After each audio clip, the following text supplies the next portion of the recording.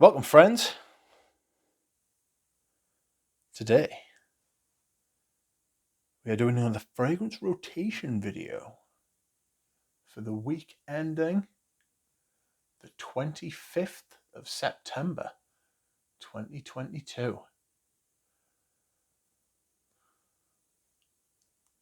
What a week. Dear me. This will be forever the week that I tried Uncut Gem. Savage. I have balanced that out by acquiring a couple of great fragrances though. So that's good. I managed to get my vintage Antaeus and I managed to get my vintage Macassar. So that's good news. Let's just figure that out, shall we? So this has been, as far as sense of the day is concerned, a pretty good week. Pretty good week. I've won some interesting stuff. A couple of vintages, a couple of niche, a couple of designers. So let's get started, shall we? And on Monday, I got off to an absolute flyer because I decided to wear one of my favorite ever fragrances. And that is Ambre Sultan by Sultan. Can you see that? There you go. You can now. This is probably the reference amber. I can't think of a better one off the top of my head. Could do an amber video.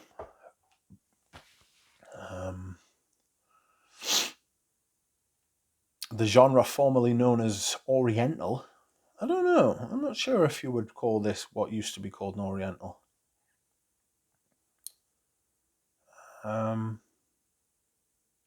Anyhow, I love this fragrance. It's the one that was like a gateway for me. A gateway into the world of niche, which eventually led to the gateway of vintage.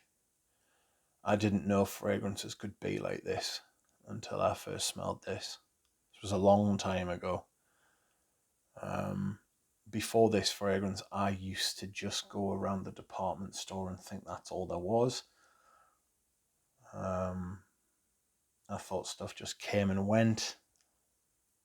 And I thought that, well, all the stuff that's been opened up to us since, basically, you know, all the brands, all the talk of like batches and vintages, and I didn't know this world existed, this total subculture. This opened that up. It was like finding out there was like a fourth dimension, you know? Absolutely insane. It was a true gateway for me. Let me know if you have a fragrance like that. Tell me in the comments and what it meant for you. I'm intrigued. I'm interested to find out. But this was definitely that for me. I have many a backup, thank God, because this is definitely my favoured presentation from Sultan. And I just wish, I've got backups, but I just wish I had more, so I would always have it, and I would always be able to not have to worry about it not being there anymore, you know? Prices on the aftermarket for these are going through the roof because the new presentation is a little vulgar compared to this anyway. Oh, that feels so good in the hand. Like classy but ergonomic too. The master of design is Sultan. But anyway, That was Monday. Tuesday, I went with the house which caused me so much consternation later in the week. And this is the first time I think I've worn this in anger. Maybe the second time. I think I wore it in the summer at some point. But for me, this is definitely an autumn perfume. And this is Vetiver Extraordinaire by Frederic Malle.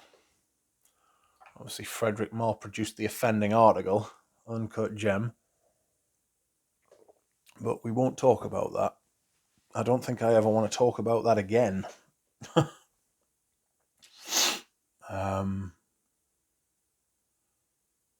But this is beautiful. This is an autumn vetiver. It has that kind of bright green freshness, but it also has this like dark, smoky, piney, foresty kind of air after like an hour, 2 hours. It's one of the best examples of the full facets of vetiver, all the facets of vetiver. Vetiver is an extraordinary note. It's like patchouli. You see them all the time, and when you're less experienced or when you're less into perfume, you don't put two and two together about why these things are everywhere and they're in everything. And then one day it hits you. For me, it was really recently. Why they're in everything, and it's because they're so good. They just are. They're brilliant. You know, there's no point trying to be edgy about it. There's no point trying to be like, oh, like I'm sick of this, I'm sick of that. These are like staples for a good reason. You know? It's a brilliant, brilliant note. And Dominic Ropion has shown, you know, for the longest time I thought this was by Pierre Bourdon. But Dominic Ropion has shown exactly what can be done with this note. Sorry, I just decided to mess about with the light. I think that's a bit better.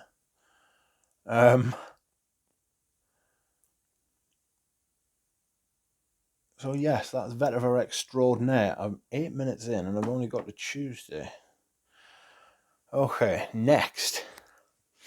Wednesday. Another first time wear, and this was sent to me, given to me as a present by Spy and Mash. You will have seen his comments on my channel. He is a lovely man. Thank you. This is Incense Avignon by Comme des Garçons. This is brilliant. I've been looking for an incense perfume for a long while. Incense Extreme by Tower. It's a little bit too much. Too extreme, you might say. Smells like petrol on me. Like it smells like you're on fire and someone's doused you in petrol and you're on fire. So that's not good. Not for me anyway. I mean, I like Fahrenheit, but Incense Extreme literally smells like you're burning. This is really well made. This is it's incense, but more. I get this kind of soft, rounded out kind of. I don't want to say vanilla, but it is a little vanillic creaminess in the base that gives this kind of finished, rounded out feel. You know. Absolutely lovely, and I'm going to wear this again. I'm going to wear this to the point where I understand it. I'm going to try and review it. It's one of these fragrances I've got on my list to review. I mean, all of these fragrances I've got are on my list to review, but I'd like to do this one. This doesn't get as much attention as it should, I think, and it's still available at a very good price. The bottles are nothing special, but they don't need to be. They're very utilitarian. The lids are just a round piece of metal. There's nothing else going on there. And yet somehow strangely satisfying, you know? Okay. Thursday, I decided to wear me some vintage. And the vintage I decided to wear is... I remember when this used to go for 20 quid on Notino, and I just ignored it like you wouldn't believe until I got into me vintage perfumes. And then I think I ended up paying about 100 quid for this. This is only a 75ml. I managed to get a bottle from the Lebanon. Would you believe? That took a while to get into the country, I won't lie. But this is essentially just oak moss. It's not quite like Coram, but it does become very soapy in the base. It's not quite as sharp or as fresh. I know it sounds strange to say that soap doesn't smell fresh. You know how you can get some creamy soaps? You get this kind of freshness with this green freshness in the base. It's absolutely beautiful. It's very 80s. But that's what I love, you know? This is a spray bottle, a splash bottle, I beg your pardon, but I've got a couple of sprays. I've got this decanted, as my next fragrance is also decanted, but I decided to get the bottles out.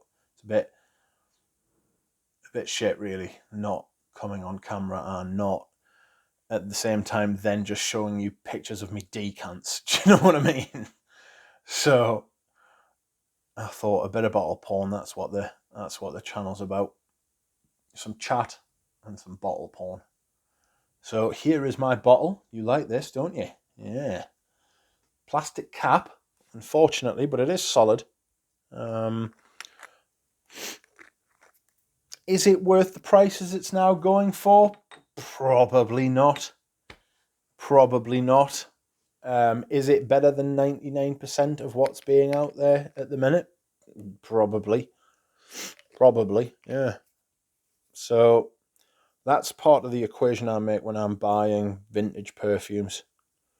I look at, say, the new Tom Ford or the new fucking Frederick Malle, and I think, is this fragrance as a fragrance and the ingredients and the blending and the style and my taste worth to me more than what they're charging in retail now? And the answer is almost always yes. You know, I'd rather take the risk and pay extra for fucking like something like this next fragrance. On Friday, I wore Ho Hang Club. This is my splash, and I decanted it into my little decant. This is immense.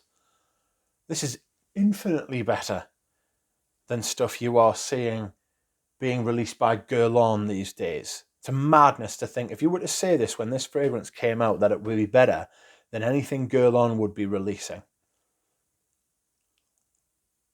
Crazy.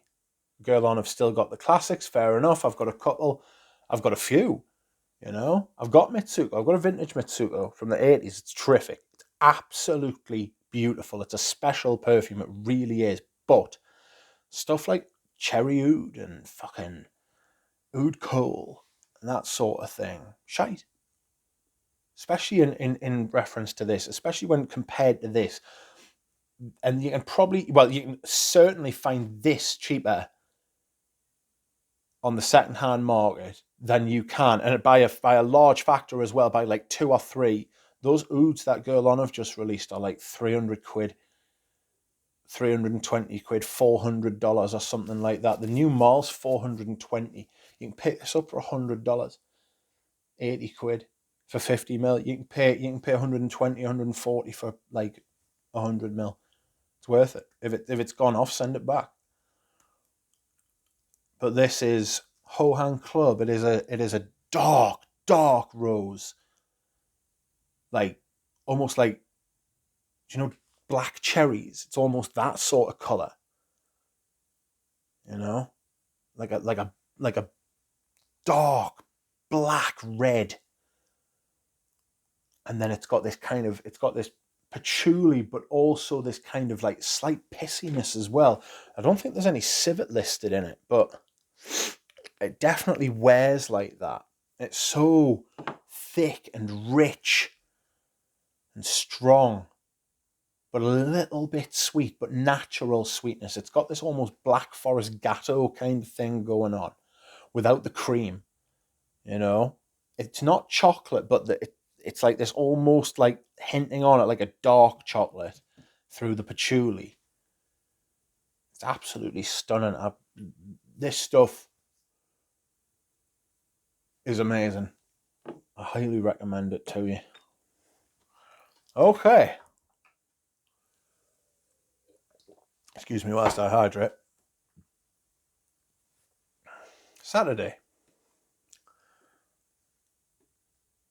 Saturday, yesterday, I was inspired to wear another vintage fragrance, 3 in a row. And the vintage fragrance I was inspired to wear was Santos de Cartier, the vintage version. I think on Friday I did a stream and we were talking about watches. Could have been yesterday, actually. Could have been Saturday. This either prompted a discussion about watches, or the discussion about watches prompted this, because the Santos is a Cartier watch. I don't know if they still make them, but they used to. Silver with gold screws. It's an obscene like combination of stuff, but it's very, very 80s.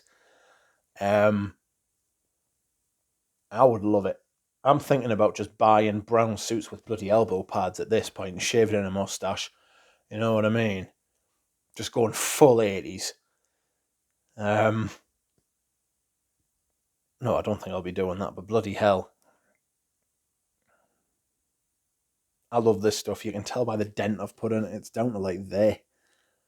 Huge fragrance as well. It's got sandalwood, it's got lavender. I think it's got galbanum, but it gives this green muskiness. You know? Like this green, it's almost fresh. It's almost... Let's have a smell. There's this like this shaven kind of aspect to it, this cleanliness, this dirty cleanliness that was all the rage in the 80s, you know? Stuff like Koros. Where this doesn't have that level of piss or shit about it, you know? But it does have this kind of musky soapiness. It smells like one of the sales associates in the shop when I took it in said it smells like a boardroom in the 80s, and I was like, absolutely. It smells like power in the 80s. It's a fantastic fragrance. Very strong too. Smell that all day. Okay. So the last fragrance, my scent of the day. I won't be talking about it much, and you will see why. But this is the fragrance that I decided to wear today, and it is La Douleur Exquise by Les Abstraits, Eugene. Yeah, buddy. It is rose. It is patchouli. It's a bit of castoreum, but for me, I get resin in the base. It's very ambery, more ambery than I thought it was going to be. You know, but like a resinous kind of amber, nothing like Amber Sultan. It's a different kind of amber. It's built different. And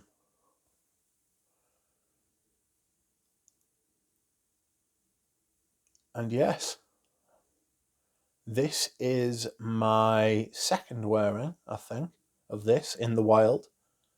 Weather's a bit shocking today. It hasn't rained, but I mean, it's going to. You can tell there's like a storm coming, you know.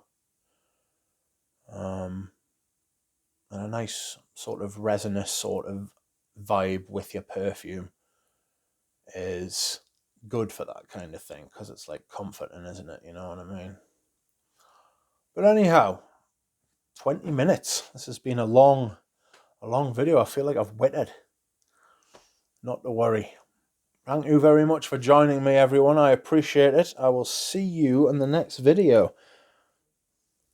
Thanks very much. Bye.